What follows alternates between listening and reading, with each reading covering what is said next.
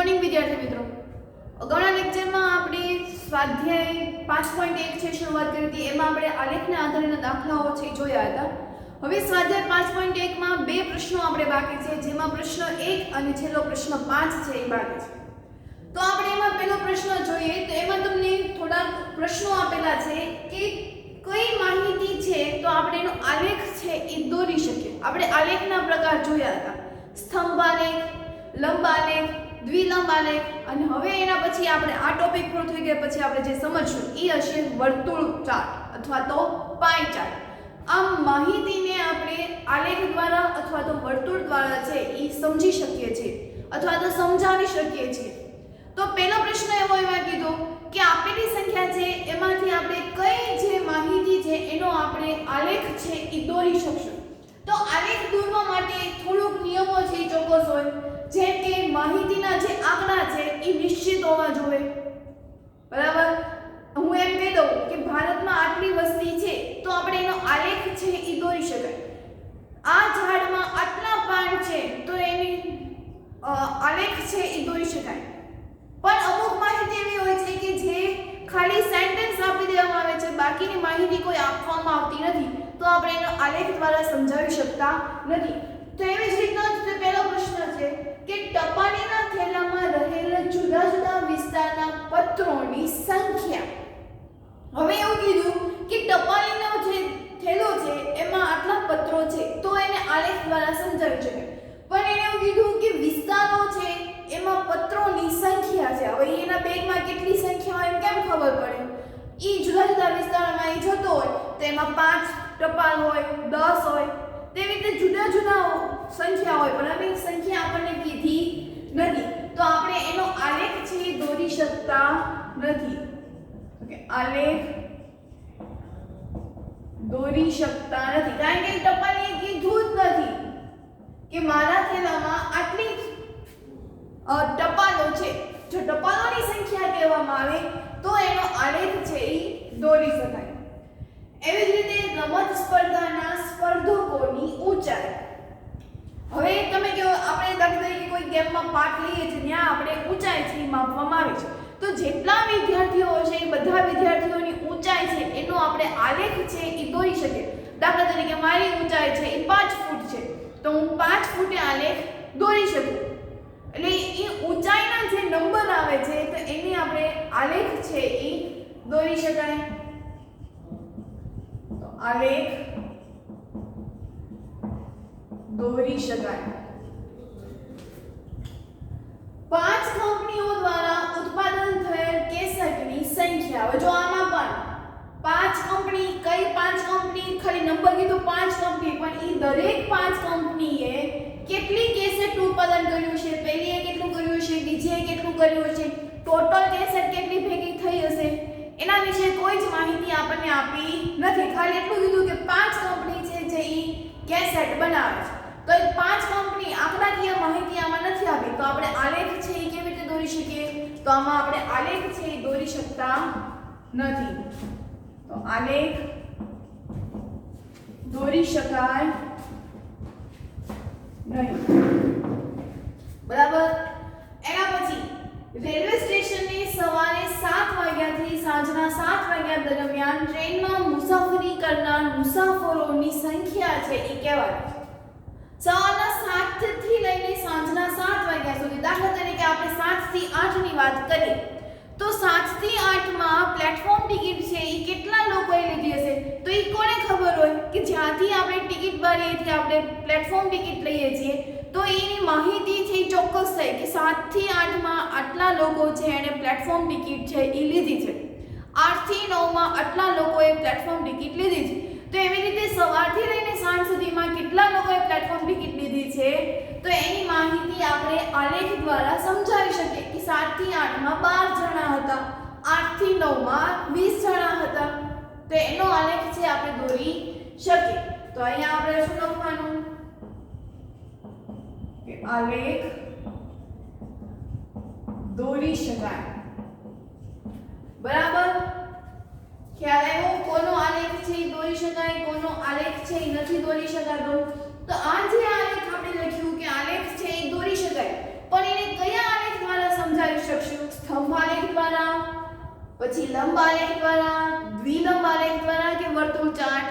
તો આ બધાની માહિતી છે સિંગલ હશે 7 થી 8 માં, તો એટલા જ લોકો હશે, એની સાપેક્ષમાં કોઈ બીજું કોઈ હશે નહીં. આપણે દ્વિલંબ આલેખ આમાં દોરી શકીએ નહીં.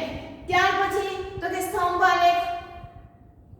તો સ્તંભ આલેખ છે દોરી શકાય, તમને ચિત્ર દેખાય છે. તો એ દાખલા તરીકે હું એમ વિચારું કે 1 થી 2 બપોરના 1 થી 2 માં 4 જણા આવ્યા છે, તો એને આપણે સ્તંભ આલેખ દ્વારા દર્શાવી શકાય. તો અહીંયા આપણે શું લખશું બંનેમાં? સ્તંભ આલેખ વડે દોરી શકાય. બરાબર. એવી રીતે આ પણ સ્તંભ આલેખ દ્વારા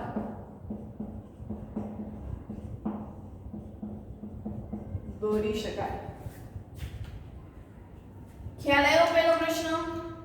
એના પછી બીજો પ્રશ્ન કે એક તમને એવું કહેવામાં આવ્યું છે કે ચોક્કસ વર્ગના વિદ્યાર્થીઓ દ્વારા રજા દરમિયાન નિહાળેલ ટીવીના કલાકોની સંખ્યા આલેખ દ્વારા તમને દર્શાવવામાં આવ્યું છે કે જેટલા વિદ્યાર્થીઓ છે એને અલગ અલગ કલાકમાં ટીવી છે એ જોયેલું છે. તો જેના પરથી પ્રશ્નના જવાબ આપ્યા છે. તો એમાં પહેલો પ્રશ્ન એવો છે કે સૌથી વધુ વિદ્યાર્થીઓએ કેટલા કલાક ટીવી જોયું છે. અહીંયા આ આલેખ છે, આ જે નંબર છે એ વિદ્યાર્થીઓની સંખ્યા છે. નીચે જે તમ આપ્યું છે એ x અક્ષ ઉપર એ દરરોજ એટલે કે દરરોજ જ્યારે રજા હોય છે ત્યારે તો કે છોકરાઓએ વિદ્યાર્થીઓએ ટીવી જોયેલી છે તે કલાક. તો હવે એમાં જો કે 1 થી 2 કલાક હોય છે. 1 થી 2 માં 4 વિદ્યાર્થીઓએ ટીવી છે એ જોયેલું છે. 2 થી 3 માં 8, 3 થી 4 માં 22 લોકોએ, 4 થી 5 32, જે આ આલેખનો સૌથી વધારે રેશિયો છે. ક્યારે જોવે છે લોકો? તો કે 4 થી 5 માં. તો કેટલા લોકોએ જોયું? તો કે 32 વિદ્યાર્થીઓએ. તો 32 વિદ્યાર્થીઓએ કયા સમયમાં? તો કે 4 થી 5 માં. 4 થી 5 કલાકમાં ટીવી જોયું. બરાબર. એના પછી તો કે કેટલા વિદ્યાર્થીઓએ 4 કલાકથી ઓછું ટીવી જોયું? 4 કલાકથી ઓછું. હવે આ બધા તમને જે શેમાં આપ્યા છે? કલાક. 1 કલાક, 2 કલાક, 3 કલાક, 4 કલાક, એવી રીતે બધી શેમાં આપ્યું છે? કલાક. તો 4 કલાકથી ઓછું. 4 કલાકથી ઓછું એટલે કયું થશે? 3, 2, 1 એમ થશે. તો હવે 1 થી 2 માં 4 લોકોએ જોયું, 2 થી 3 વચ્ચેના સમયગાળામાં 8 લોકોએ અને 3 થી 4 માં કેટલા લોકોએ? 22. 4 થી ઓછું એટલે એમાં 4 ને 56, 4 ને 59 સુધીનો સમયગાળો છે ઈ આવી જાય. તો 4 થી ઓછામાં એટલે કેટલા લોકો આવશે? તો કે 22 + 8 + 4. આ બધાનો જો સરવાળો કરીશ તો એટલા વિદ્યાર્થીઓએ ટીવી છે ઈ ઓછું જોયું છે. તો 4 કલાકથી ઓછા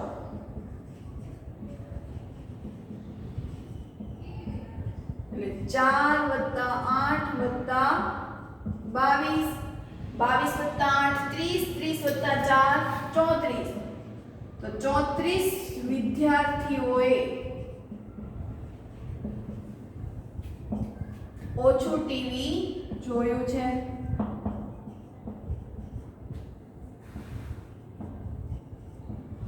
ખાસ યાદ રાખજો 4 થી ઓછું કીધું તો 4 થી ઓછું એટલે આખી આ જે લાઈન છે એ 4 ની છે.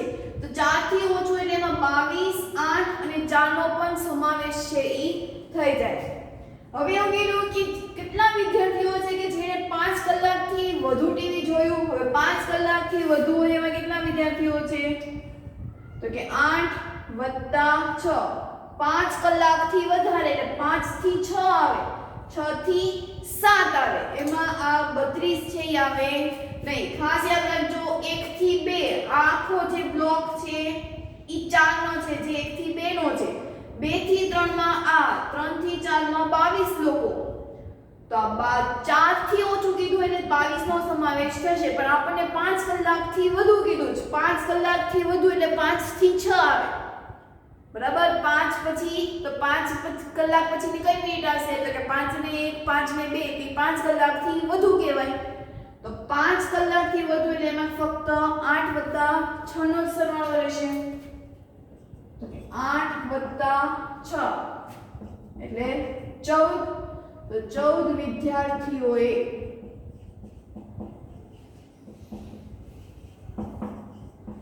પાંચ કલાકથી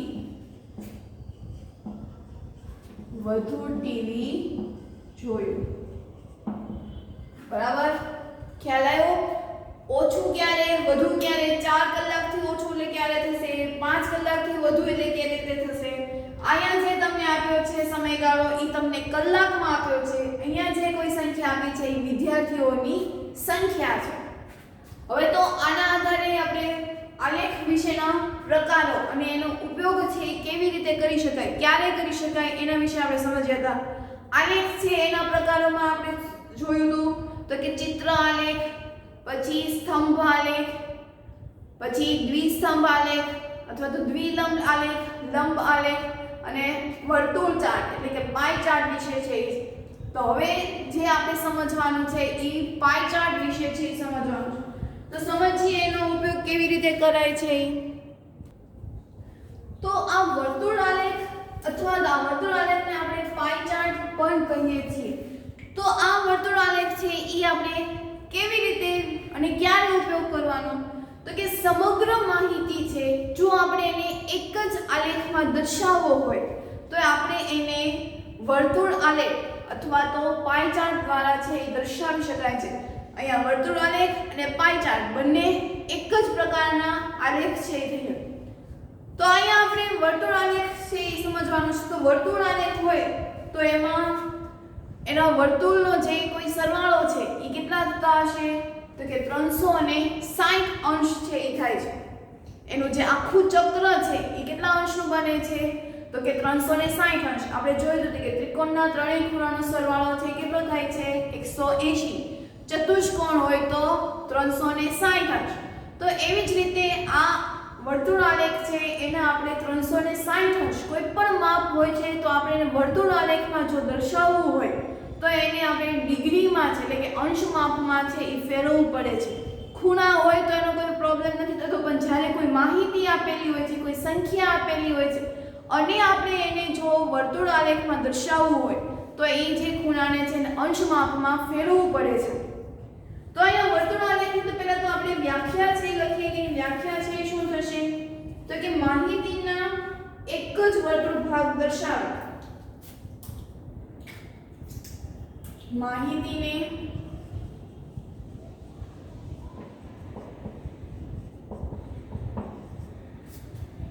એક જ વર્તુળના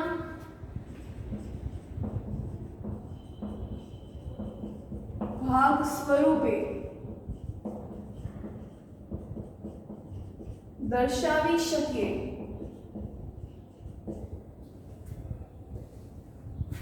તો તેને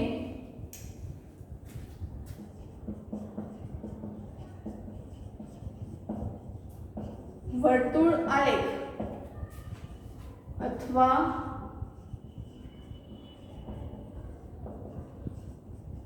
પાઈ ચાર્ટ કહે છે. બરાબર. એક ઉદાહરણ દ્વારા સમજીએ આ વર્તુળ આલેખને.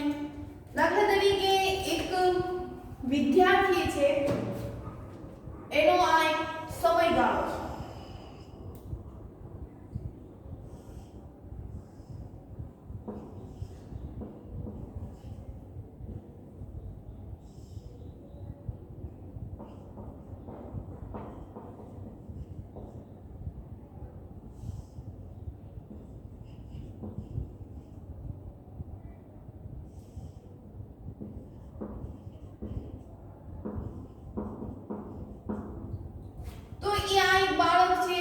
એક બાળકની આખા દિવસનો ઈ ક્યાં શું કામમાં ઈ સમય છે એ વેડફે છે એની આખી આ પાઈ ચાર્ટ દ્વારા એની માહિતી છે આપણે વ્યક્ત કરી છે. તો આપણે ઊંઘની વાત કરીએ તો એક બાળક છે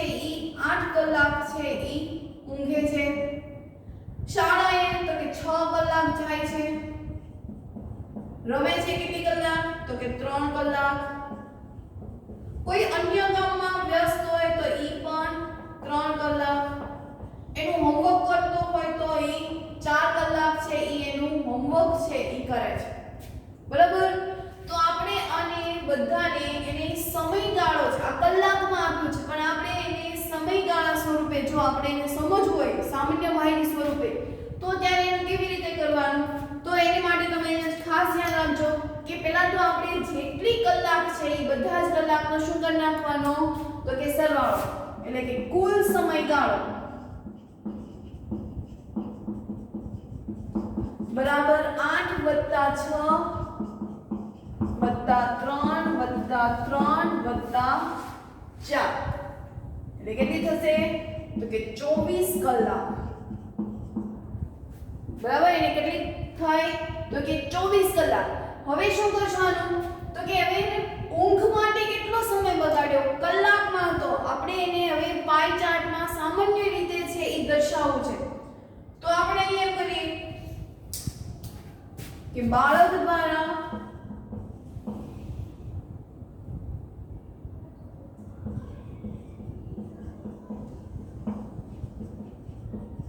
લેવાતી ઊંઘ. તો હવે ઈ બાળકનો ઊંઘનો સમય કેટલો હતો? 8 કલાક. તો કે 8 છેદમાં કુલ સમયગાળો. સૂત્ર લખીએ એટલે વધારે થશે ક્લિયર. સમયગાળો છેદમાં કુલ સમયગાળો. ઊંઘ માટેનો સમયગાળો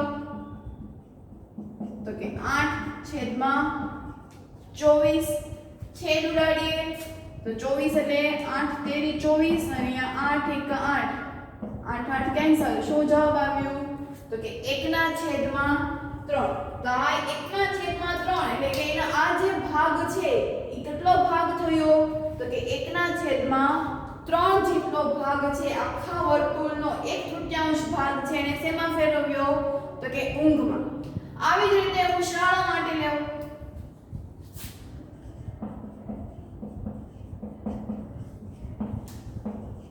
તો શાળા માટેનો સમય ટોટલ કેટલો હતો? 6 કલાક છેદમાં કુલ સમય એટલે 24 કારણ કે આખા દિવસ હોય એટલે એમાં કેટલી કલાક હોવાની? 24 કલાક. તો હવે અહીંયા છેદ ઉડાડીએ 6 ચોક 24 6 એકા 6 તો 6 6 કેન્સલ થઈ ગયા. શું જવાબ આવ્યો? તો કે 1/4. એટલે કે આ વર્તુળ કે જેમાં 360 અંશ હતો એમાંથી શાળા માટે એને કેટલો સમય મેળવ્યો હતો? તો કે આખા વર્તુળનો 1/4 ભાગ. એવી જ રીતે રમત માટે વિચારીએ તો રમત માટેનો સમયગાળો ટોટલ કેટલો હતો? 3 કલાક. કુલ કેટલી કલાક હતી? 24. 3 એકા 3 3 અઠ્ઠા 24 એટલે એને 1/8 ભાગ છે ઈ એને રમતમાં છે ઈ મેળવ્યો છે. એવી જ રીતે અન્ય માટે વિચારીએ આપણે તો અન્યમાં પણ એને 3 કલાક જ છે આખા 24 કલાકમાંથી વાપરી હતી. તો 3 કલાક છેદમાં 24 કલાક 3 અઠ્ઠા 24 જવાબ પણ શું આવશે? 1/8. ગૃહ કાર્ય માટે હોમવર્ક માટે તો કે હોમવર્ક માટે એને 4 કલાક વાપરી હતી કુલ સમયમાંથી. તો 4 × 6 = 24 એટલે 1/6. ટૂંકમાં આ જે ઊંઘ છે એમાં એને આખા વર્તુળનો 1/3 ભાગ જેટલી જગ્યા છે એ રોકે. શાળા માટે તો કે 1/4 ભાગ જેટલી એને જગ્યા રોકે છે. રમત ગમત માટે 1/8. એવી જ રીતે અન્ય માટે ઈ અન્યમાં એ ગમે કાર્ય કરે, ડ્રોઈંગ કરે, સ્વિમિંગ કરે, કોઈ બીજી કોઈ એક્ટિવિટી કરે એ બધોનો સમયગાળો છે એને કેટલો કર્યો છે? તો કે 1/8 જેટલો. અને ગૃહ કાર્ય માટે એને 1/6 જેટલો છે એ સમય લીધેલો છે. આમ આપણે આ વૃત્તાંશ દ્વારા આપણે એક બાળકની કેટલો એને સમય છે એ મેળવ્યો છે તો આપણે એને દર્શાવી શકીએ છીએ. તો હવે આપણે આ માહિતીને આપણે વર્તુળ આલેખ કે પાઈ ચાર્ટ છે એ કહી શકીએ કે આ બધી જ માહિતી છે આપણને એક જ આલેખમાં છે એ આપી દીધી છે અને આ માહિતી આપણને જો એક જ ભાગમાં દર્શાવી હોય તો માટે એને શું કહેશું તો કે વર્તુળ આલેખ અથવા તો પાઈ ચાર્ટ. ક્લિયર? તો હવે એના આધારે આપણે બીજો દાખલો છે એ જોઈએ. એના પછી ઉદાહરણ 1 છે એ જોઈએ.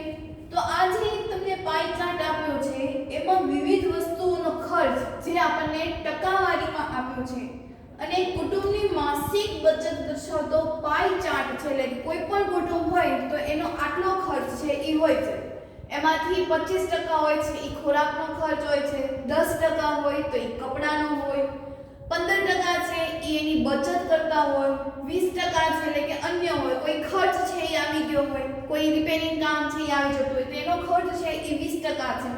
પરિવહન ખર્ચ એટલે આવવા જવાનું પેટ્રોલનું એનું ભાડું થઈને 50% છે, મકાન ભાડું 10% અને બાળકોનું શિક્ષણનો જે ખર્ચ છે એ 15% છે. તો આપણને આમ એક મહિનાનો આપણને ખર્ચ છે એ આપી દીધો છે કે આટલો ખર્ચ છે એ થાય છે. એટલે કુટુંબની માસિક બચત છે એ આટલી થાય છે અને આટલી જગ્યાએ વિવિધ પ્રકારના જે ખર્ચા છે એ થતા હોય છે. તો આ બધો જે ખર્ચ છે એ આપણને ટકાવારીમાં આપેલું છે. તો પહેલો પ્રશ્ન આમાં પૂછ્યો છે કે કઈ વસ્તુનો ખર્ચ છે એ મહત્તમ છે.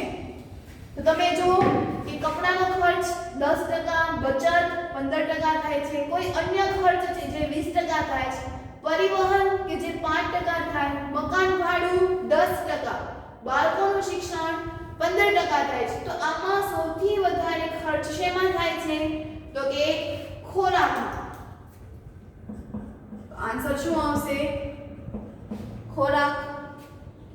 કઈ વસ્તુનો ખર્ચ એ કુટુંબની કુલ બચત જેટલો છે. એટલે કે કોઈ બે બચત છે કે જે સરખી થાય છે. એટલે કુટુંબની બચત સાથે કુટુંબની બચત 15% છે તો બીજા 15% છે શેમાં આવે છે તો કે બાળકોના શિક્ષણમાં. આન્સર શું લખશું તો કે બાળકોના શિક્ષણનો ખર્ચ એ કુટુંબની કુલ બચત જેટલો છે. એટલે બંનેમાં 15% રહેલો છે ખર્ચ. એના પછી જો કુટુંબની માસિક બચત ₹3000 હોય, જો કુટુંબની બચત આખા મહિનામાં જો 3000 રૂપિયા હોય તો કપડાનો માસિક ખર્ચ કેટલો થાય? એટલે કે આ પ્રશ્નમાં આપણને બે પ્રશ્ન છે પૂછવામાં આવ્યો છે. એક તો કે માસિક છે 15% થાય છે પણ એ કેટલાની 15% એવું કાંઈ કીધું નથી. 15% છે એ ઘણી રીતે થાય. 5000 ના 15% પણ શોધી શકાય. એવી રીતે 30000 આવતી હોય સેલેરી તો એમાંથી માસિક બચત છે એના પણ 15% થઈ શકાય. તો એવું કઈ આપણને ચોક્કસ છે કઈ નથી લીધું. પણ ત્રીજા પ્રશ્નમાં એવું કહેવામાં આવ્યું છે કે જો 3000 હોય તો 3000 ના પણ 15% એટલે બચત થશે. ઈ બચતમાંથી તે માસિક કપડાનો ખર્ચ છે એ કેટલો થશે? તો એમાં શું કરશું આપણે? તો પહેલા તો 3000 ના 15% માસિક બચતના 15% છે એટલે આપણે તો પહેલા એને ફેરવવું પડશે. તો ત્યાં શું કરવાનું તો કે 3000 ગુણ્યા 15% છે એટલે છેદમાં 100 આવશે. એટલે 0 0 કેન્સલ, 15 તેરી 45 એટલે 450 રૂપિયા છે ઈ થશે. 3000 ના આપણે જો રૂપિયામાં ફેરવવું હોય તો કેટલા રૂપિયા બચતા હશે? એને 450 રૂપિયા. એમાંથી પણ કપડાનો માસિક ખર્ચ છે ઈ કેટલો થતો હશે? તો એમાં પણ શું કરવાનું આપણે? તો એના કેટલા થશે? 10%.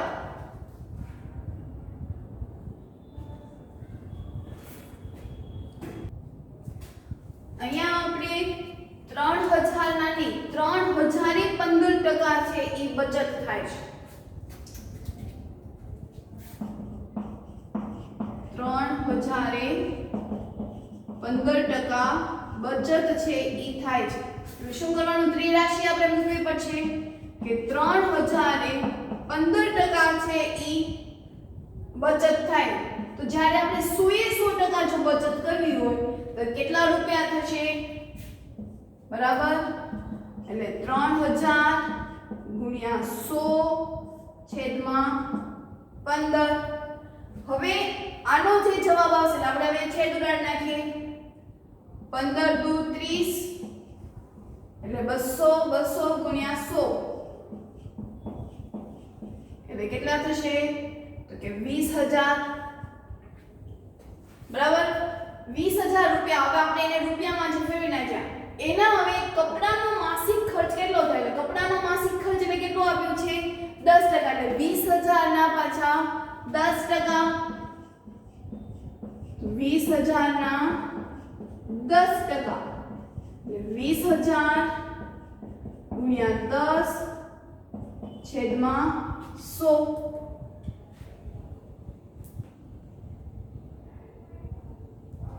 0 0 એટલે કેટલા આવ્યા? 200 ગુણ્યા 10 એટલે 2000 રૂપિયા. એટલે એનો માસિક ખર્ચ કપડામાં કેટલો થતો હશે? તો કે 2000 રૂપિયા.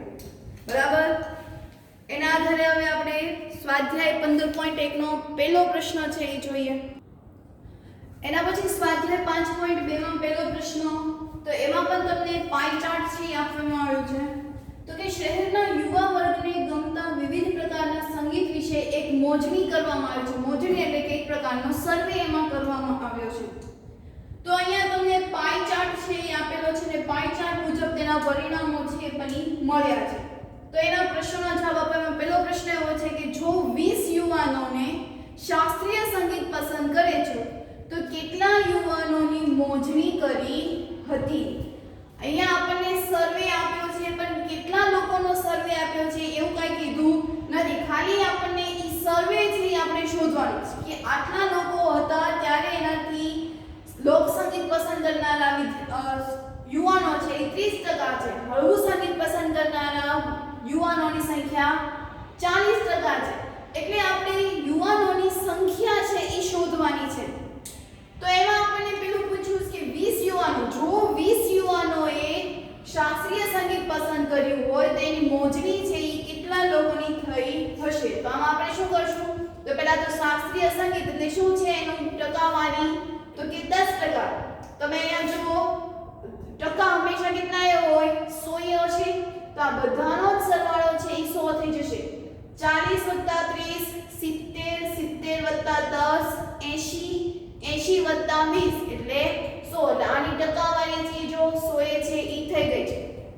એના પછી 20 યુવાનોમાં તમે શાસ્ત્રીય સંગીત પસંદ કરે છે તો શાસ્ત્રીય સંગીત પસંદ કરનારાની સંખ્યા કેટલી છે? 10%. તો જ્યારે 10% હતી ત્યારે એવા 20 યુવાનો હતા. 10% હતા ત્યારે એમાં કેટલા હતા?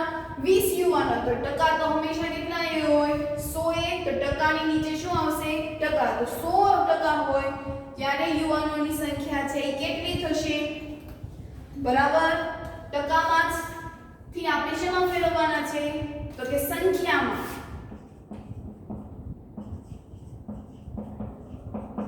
10% ત્યારે 20 યુવાનો. 100% હોય ત્યારે કેટલા થશે? તો કે 100 ગુણ્યા 20/10. 100 ગુણ્યા 2 એટલે 200. એવા કેટલા લોકોની મોજણી કરી હતી? સર્વે કેટલા લોકોનો કર્યો હતો? તો કે 200 લોકોનો છે એ સર્વે કર્યો હતો. બરાબર, એના પછી કયા પ્રકારનું સંગીત મહત્તમ યુવાનો પસંદ કરે છે? હવે અહીંયા જો સૌથી વધારે ભાગ છે એ તમને કયો દેખાય છે? તો કે 40 વાળો. શું નામ છે એ સંગીતનું? તો કે હળવું સંગીત. તો કે હળવું સંગીત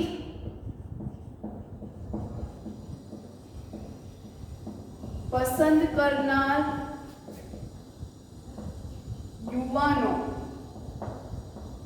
કેટલા ટકા છે? તો કે 40%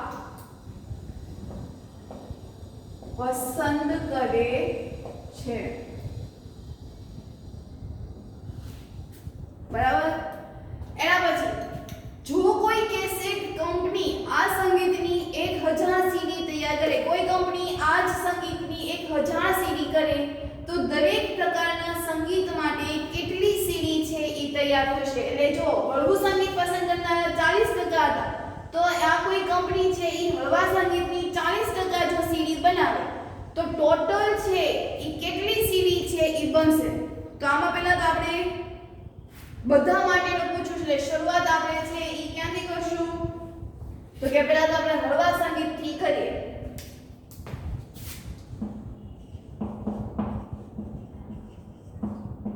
સીડી કેટલી બનાવે છે? તો કે 1000. તો ઈ 1000 એ 40%.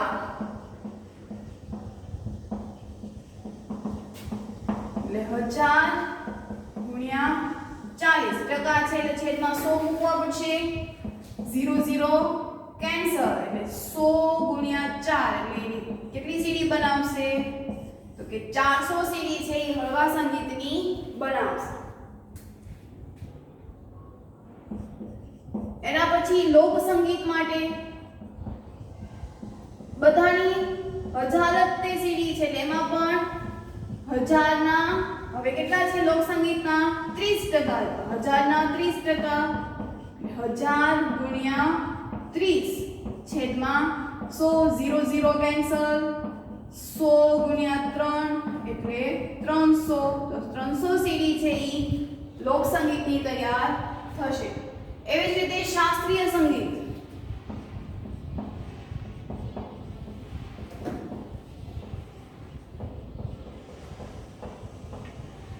તો એમાં પણ 1000 ના 10%. 1000 ગુણ્યા 10 છેદમાં 100 એટલે એની ફક્ત કેટલી સીડી તૈયાર થશે? તો કે 100. અર્ધશાસ્ત્રીય સંગીત.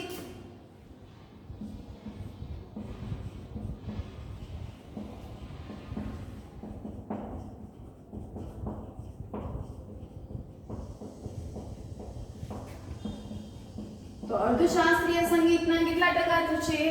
20% છે. તો 1000 ના 20%. ટકાને દૂર કરવા માટે છેદમાં 100 મૂકવા પડે. 0 કેન્સલ એટલે કેટલા આવ્યા? તો કે 200. આમ હળવું સંગીત બનાવવાની સીડી છે એ કેટલા છે? તો કે 400. લોક સંગીત માટે તો કે 300 સીડી તૈયાર થશે. શાસ્ત્રીય સંગીત માટે 100 સીડી તૈયાર થશે. અર્ધશાસ્ત્રીય સંગીત માટે 200 સીડી છે એ તૈયાર થશે. બરાબર. તો આમાં આપણે પાઈ ચાર્ટ દ્વારા છે એ માહિતી મેળવી લીધી કે પાઈ ચાર્ટનો મીનિંગ શું? કે બધી જ માહિતી છે એ વર્તુળમાં આવી જાય, એનો સમાવેશ છે એક જ વર્તુળમાં થઈ જાય. આપણે આલેખ પત્રમાં જેવી રીતે આલેખ લાંબો થાય છે એ રીતે ન દર્શાવો, ફક્ત એક આવી આલેખ દ્વારા નાનકડી અમથી આકૃતિ દ્વારા જો સમજવી હોય તો વર્તુળ આલેખ છે એ આપણને સરળ પડે છે અને એના આધારે આપણે માહિતી છે એ મેળવી શકાય. તો હોમવર્કમાં આ બધા જ દાખલાઓ છે ફરી એકવાર કરવાના છે. નેક્સ્ટ વિડિયો સાથે આપણે એનાથી આગળ છે એ વધીશું.